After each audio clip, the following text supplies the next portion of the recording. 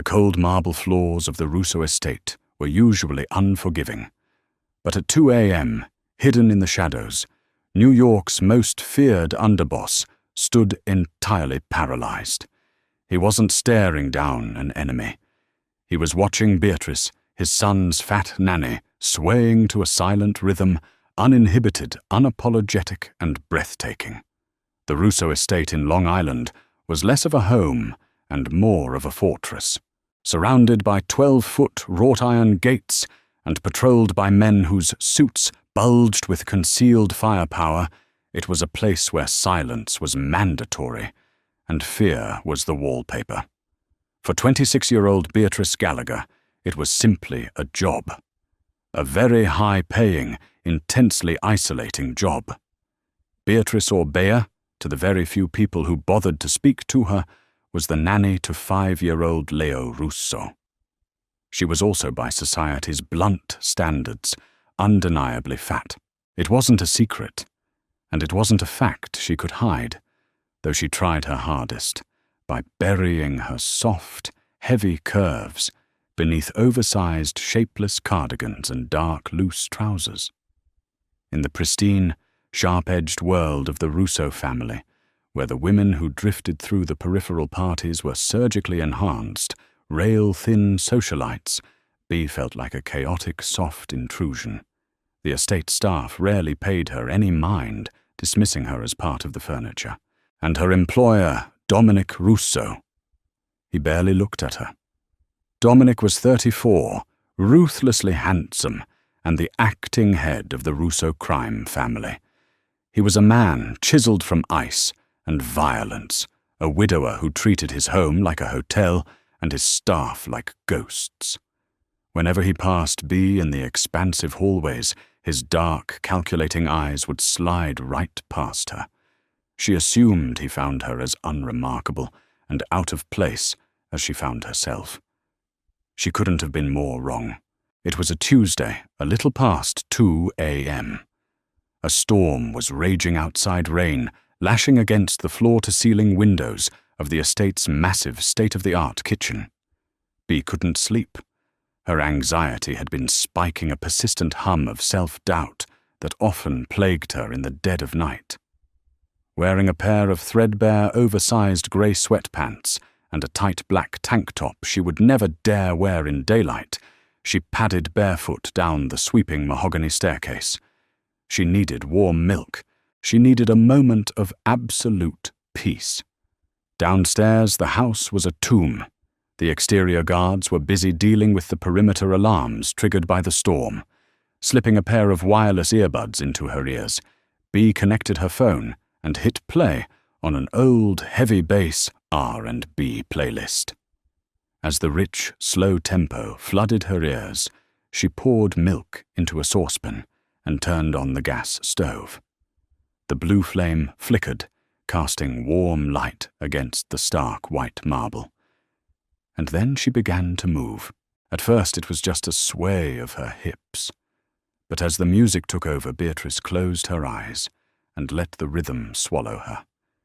She wasn't the invisible, self-conscious fat nanny anymore.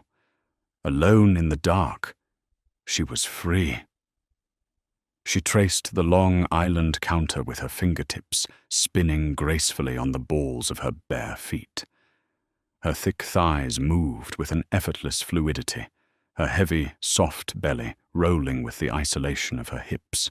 She danced with a raw, sensual power, dipping low, letting her wild, dark hair tumble over her bare shoulders. Every movement of her heavy body was deliberate, beautiful, and completely soaked in emotion. She was tracing the air with a desperate, beautiful loneliness. She had no idea she wasn't alone. Dominic Russo had just returned from a sit-down in Brooklyn that had ended in blood. His knuckles were bruised. His bespoke charcoal suit jacket was discarded over a chair in the foyer, and his mind was a chaotic storm of impending war. He had walked toward the kitchen for a glass of scotch, stepping silently on the expensive rugs. When he reached the archway, he froze. His hand tightened on the doorframe, his knuckles turning white. There, bathed in the dim blue light of the stove, was Beatrice. Dominic's breath hitched in his throat. He had never really looked at her. He had hired her because Leo had clung to her soft, warm frame during the agency interviews, burying his face in her chest like he'd finally found a safe harbor. Dominic had seen a frumpy, quiet girl. Now he saw a goddess. He watched entirely mesmerized as she rolled her hips to a beat he couldn't hear. The tight black tank top clung to the generous swell of her breasts and the thick, plush rolls of her waist. She wasn't rigid like the women he slept with. She was a landscape of soft, yielding curves, moving with a hypnotic liquid grace. The sheer joy and unapologetic sensuality radiating from her struck him like a physical blow. In his world of constant deception, violence and hard, sharp edges, Beatrice was entirely real. She was warm. She was alive. A dark, possessive heat flared low in Dominic's gut. It was an intense, sudden obsession that nearly knocked him off balance. He watched as she raised her arms, her head thrown back, a soft, breathless smile playing on her full lips. She spun the flesh of her thighs, catching the light, totally unashamed. Dominic didn't make a sound. He stood in the shadows for 4 entire minutes, his chest heaving silently, his dark eyes tracking every shift of her weight, every slide of her hands over her own body. When she finally slowed down to pour her milk, completely oblivious to the predator watching her from the dark, Dominic slowly backed away. He retreated to his study, poured 4 fingers of scotch, and swallowed it whole. His blood was roaring in his ears. Beatrice Gallagher, the quiet, fat nanny. He wanted her. And Dominic Rousseau always got exactly what he wanted. The shift in the estate's atmosphere the next morning was subtle but undeniable. Usually, by the time Bea coaxed little Leo down the stairs for breakfast at 7:30 a.m., Dominic was already gone, lost to the shadowy underworld of his family's import-export business. But this morning, he was sitting at the head of the massive dining table. Bea froze at the base of the stairs, her hand clutching Leo's tiny fingers. She was back in her armor, a bulky, unflattering beige cardigan and wide-leg trousers.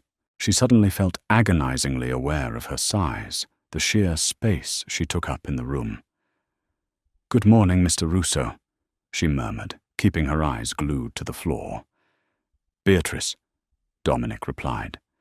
His voice was a low, gravelly baritone that seemed to vibrate straight through her bones. She risked a glance upward and immediately regretted it. Dominic wasn't reading the morning paper. He wasn't on his phone. He was staring directly at her, his dark, intelligent eyes slowly dragged down the length of her heavily clothed body, as if he possessed X-ray vision that could burn straight through the beige wool to the black tank top beneath. There was a dangerous, heavy heat in his gaze that made her breath catch. "Sit. Eat with us," Dominic commanded, gesturing to the chair to his immediate right. Bea blinked, her heart pounding against her ribs. "Oh no, thank you, sir. I usually eat in the kitchen." "I didn't ask where you usually eat, Beatrice. I told you to sit." It wasn't a cruel order, but it left no room for argument. Swallowing hard, Bea guided Leo to his booster seat and cautiously lowered her heavy frame into the antique mahogany chair beside Dominic. She was hyper-aware of how her wide hips pressed against the armrests, a familiar sting of embarrassment flushing her cheeks. But when she looked at Dominic, she didn't see judgment or disgust. She saw a strange, intense hunger. Over the next few days, the psychological warfare began. Dominic stopped treating her like a ghost. He started returning home earlier. He lingered in the doorways when she read stories to Leo. He watched her. When she bent over to pick up toys, her shirt riding up to expose an inch of soft, pale skin at her waist, she would turn to find him staring, his jaw clenched, his eyes dark with undisguised desire. Bea was terrified, confused, and secretly thrillingly electrified. No man had ever looked at her like that. Men usually looked at her with pity, derision, or sheer indifference. Dominic looked at her like he wanted to devour her. But the bubble of this bizarre building domestic tension was violently popped on a Friday afternoon. The Russo family was currently embroiled in a turf war with the Calabrese syndicate. Victor Calabrese, a ruthless rival, had been pushing into Dominic's territory at the Brooklyn ports. Dominic had been assured the estate was impenetrable. He was wrong. Bea was in the first-floor playroom with Leo. They were building a massive tower out of wooden blocks. Suddenly, the heavy oak door of the playroom slammed open. It was Gianni, Dominic's head of security, his face pale and a silenced Glock drawn in his right hand. "Breach. 3 men over the north wall. They're making a play for the kid." Gianni barked, his eyes wide. "Get him to the panic room, now!" Before Bea could even process the words, a dull thwack echoed from the hallway, and Gianni crumpled forward, a blossoming red hole in the back of his shoulder. Pure, unadulterated adrenaline flooded Bea's veins. She didn't scream. She didn't freeze. The maternal instinct she harbored for the little boy who had no mother took over completely. She grabbed Leo, who began to cry, and hauled him into her arms. Despite her size, she moved with shocking speed, sprinting toward the rear of the playroom, where a reinforced steel door designed to blend into the wainscoting led to the estate's panic tunnel. "Hey, stop right there, bitch!" a heavily accented voice yelled from the doorway. Bea didn't look back. She shoved her shoulder against the heavy wood, practically throwing herself and Leo into the narrow, dark tunnel. But before the magnetic seal could close, a booted foot jammed into the gap. A man with a scarred face pushed his way in, raising a weapon. Bea didn't think. She pushed Leo behind her back, pressing him into the corner. She turned to face the hit man, spreading her arms wide, using every inch of her wide, heavy body as a physical barricade between the gun and the child. She squeezed her eyes shut, waiting for the burn of the bullet. Bang! The gunshot was deafening in the confined space, but the pain never came. Bea opened her eyes. The hit man was on the floor, bleeding from a clean shot to the head. Standing behind him, stepping over the body like it was trash, was Dominic. His face was splattered with a fine mist of blood. His suit ruined his eyes, wild and feral. He looked like the devil incarnate. He kicked the dead man's weapon aside and stepped into the small, dimly lit tunnel. Bea was trembling violently, her chest heaving, tears finally spilling down her round cheeks. She was still standing in front of Leo, her arms out, acting as a human shield. Dominic's breathing slowed as he looked at her. He saw the sheer terror in her eyes, but more importantly, he saw her stance. She was a nanny, paid a salary, yet she had been entirely prepared to take a bullet for his blood. Her massive, soft heart matched the generous softness of her body. He closed the distance between them in 2 long strides. He didn't reach for his son first. He reached for Beatrice. His large, blood-stained hands gripped her wide hips, pulling her trembling, heavy body flush against his hard, muscular frame. Bea gasped, her hands instinctively, grabbing his lapels to steady herself. "You're safe," Dominic growled, his voice, a raw, jagged whisper against her ear. He buried his face in her thick, chaotic hair, inhaling her scent of vanilla and sweat. "You're safe, Maya Regina. I've got you." He pulled back just enough to look into her eyes, his thumb gently wiping a tear from her cheek, completely ignoring the blood on his knuckles. In that dark, blood-scented hallway, the dynamic shifted permanently. Beatrice realized Dominic Russo wasn't just observing her anymore. He was claiming her. The cleanup was terrifyingly efficient. Within 2 hours, the bodies were removed by a private contractor, Dominic referred to only as the Bensonhurst crew. Blood was scrubbed from the mahogany floors, and the shattered glass was replaced. To the outside world, the Russo estate was undisturbed. Inside, everything had irrevocably changed. Beatrice's meager belongings were packed by silent maids and moved from the small servants' quarters on the ground floor to the massive suite directly adjoining Dominic's master bedroom. She had tried to protest, stammering about boundaries and her contract, but Dominic had silenced her with a single dark look. "You don't sleep downstairs anymore." He had told her, his voice brooking absolutely no argument. "You and Leo sleep where I can see you, where my men guard the doors." For the next 3 weeks, Bea lived in a state of suspended reality. The estate was locked down like a military compound. Men carrying Sig Sauer rifles patrolled the gardens, and the tension in the air was thick enough to choke on.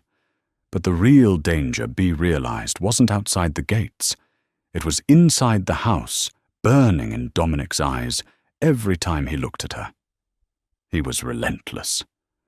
He stopped pretending to maintain an employer-employee distance.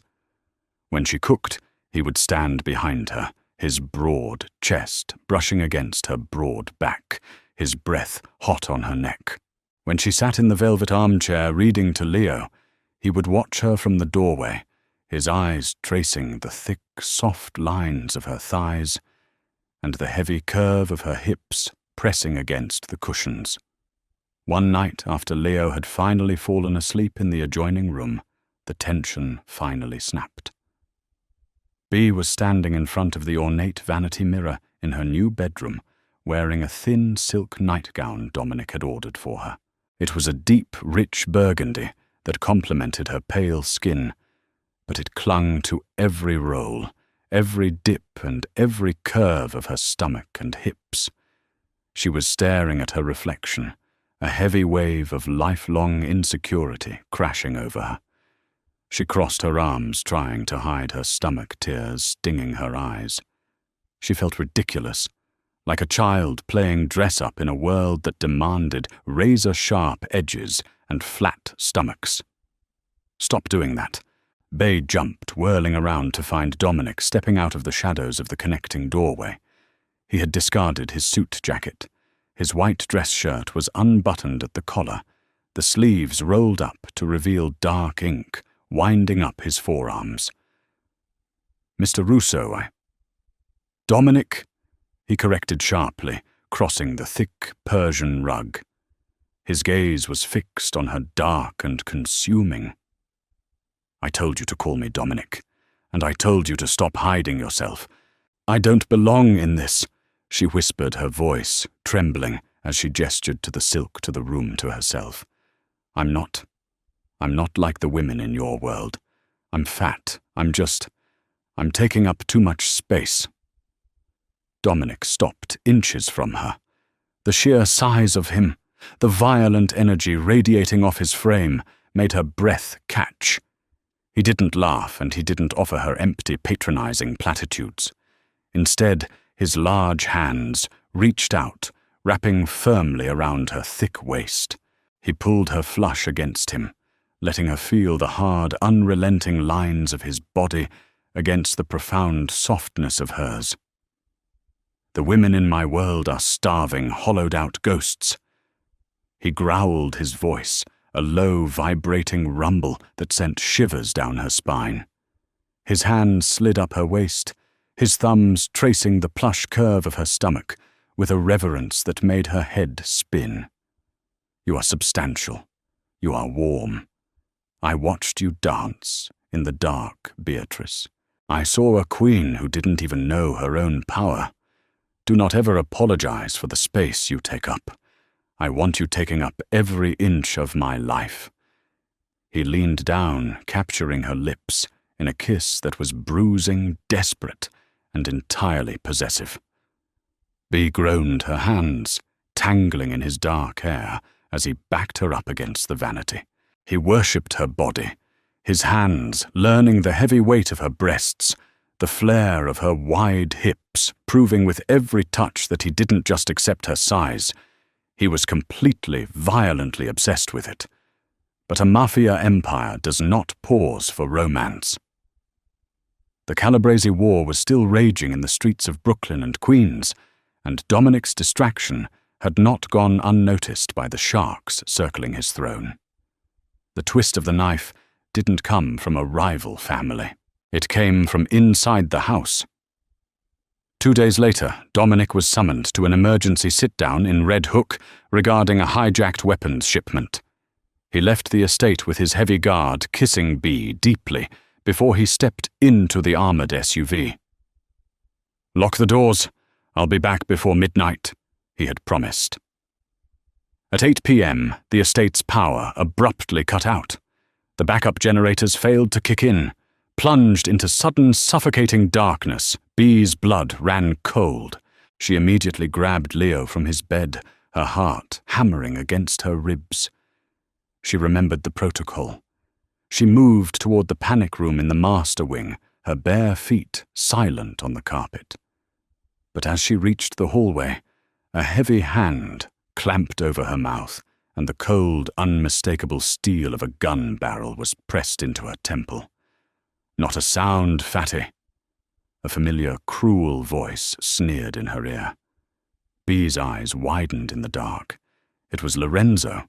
Lorenzo was Dominic's consigliere, his most trusted advisor, the man who had been the best man at Dominic's first wedding. He was practically family. "Hand the kid to my men," Lorenzo barked.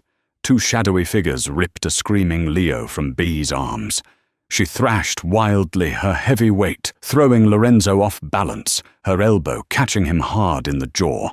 But a brutal blow to the back of her head brought her crashing to her knees, the world spinning in dizzying flashes of black and grey. "You stupid, soft cow," Lorenzo spat, rubbing his jaw as he looked down at her. He clicked his tongue in disgust. "Dominic lost his damn mind. We're losing territory to the Calabrese. We're bleeding money at the docks, and why? Because the boss is too busy playing house with a pathetic fat maid. He's weak, and in this life, the weak get replaced." Bea's vision swam blood, trickling down her neck. You let the hitmen in last week." She gasped out, the horrifying realization dawning on her. "I tried to make it look like a Calabrese hit, to get rid of the kid, clear the line of succession for myself," Lorenzo admitted, coldly grabbing her by her dark hair and yanking her head back. "But you had to play the hero. Now we do this the hard way. Bring her. Dominic is going to hand over the leadership tonight, or he's going to watch his son and his new obsession get cut to pieces." When Dominic Russo realized he had been lured into a trap, an empty warehouse on the Red Hook waterfront, with no Calabrese bosses in sight, the instinct of a born killer took over. His phone buzzed with a single text message. It was a picture of Beatrice bound to a chair, bleeding from her head, with a terrified Leo crying in the background. The text beneath read, "Pier 44. Come alone. Sign the transfer of the family, or they both die." Dominic didn't panic. He went entirely terrifyingly numb. The monster that he kept leashed the violent sociopath that had allowed him to claw his way to the top of the New York underworld was completely unleashed. He didn't go alone. 30 minutes later, Pier 44 was plunged into hell. Lorenzo had expected Dominic to negotiate. He had expected the boss to surrender to save his family. He hadn't expected Dominic to surround the warehouse with 40 heavily armed men from the Lucchese and Gambino factions, allies Dominic had called in with a promise of shared territory. Inside the damp, freezing warehouse, Bea was tied to a wooden chair, her thick wrists aching against the zip ties. Lorenzo was pacing, checking his gold Rolex, growing increasingly nervous. Then the steel-reinforced doors of the warehouse didn't just open, they were blown off their hinges by a targeted C4 charge. The explosion shattered the windows and threw Lorenzo's men to the ground. Before the smoke could even clear, automatic gunfire ripped through the space. It was a massacre. Dominic's men moved with lethal, practiced precision, taking out the traitors in seconds. Through the thick, acrid smoke of sulfur and blood, Dominic emerged. He didn't have a gun in his hand. He had a hunting knife. His eyes were entirely black, his jaw locked in a rictus of pure rage. Lorenzo scrambled backward, firing wildly in Dominic's direction, but panic ruined his aim. Dominic moved like a ghost, closing the distance before Lorenzo could reload. Bea squeezed her eyes shut as Dominic tackled his former friend to the concrete. The sounds that followed were wet, brutal, and horrifying. Dominic didn't just kill Lorenzo, he destroyed him, extracting a violent, bloody vengeance for every second of fear Bea and Leo had endured. When it was over, the warehouse was dead silent, save for the sound of rain hitting the tin roof. Dominic stood up, his suit ruined, his hands and face painted in the blood of the traitor. He dropped the knife. His chest heaved as he turned slowly to look at Beatrice. Bea wasn't screaming. She wasn't crying. She looked at the blood-soaked mob boss, the man who had just butchered a man with his bare hands, and she felt nothing but a profound, overwhelming sense of safety. Dominic crossed the room, dropping to his knees in front of her chair. With shaking hands, he took a smaller blade from his pocket and cut the zip ties binding her wrists. The moment her hands were free, Bea didn't pull away from the blood. She threw her heavy arms around his neck, burying her face in his shoulder, pulling his rigid, violent frame against her soft, warm chest. Dominic buried his face in her neck, breathing her in like oxygen. "I'm sorry," he whispered, a tremor in his gravelly voice that no one in the underworld had ever heard. "I'm sorry he touched you. I swear to God, Beatrice, no one will ever lay a hand on you again." "Leo," she choked out, running her hands through his dark hair. "Safe," Dominic promised, kissing her temple. "My men have him outside in the armored car. He's perfectly safe." He pulled back, framing her round, beautiful face with his blood-stained hands.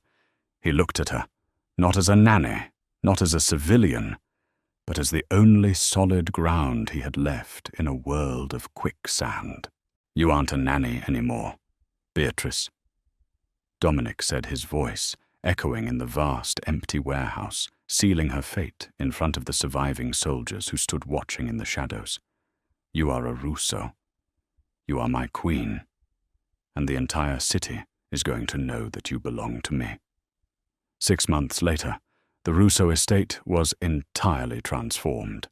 The cold, sterile edges of the mansion had been replaced with warmth. Laughter echoed in the halls.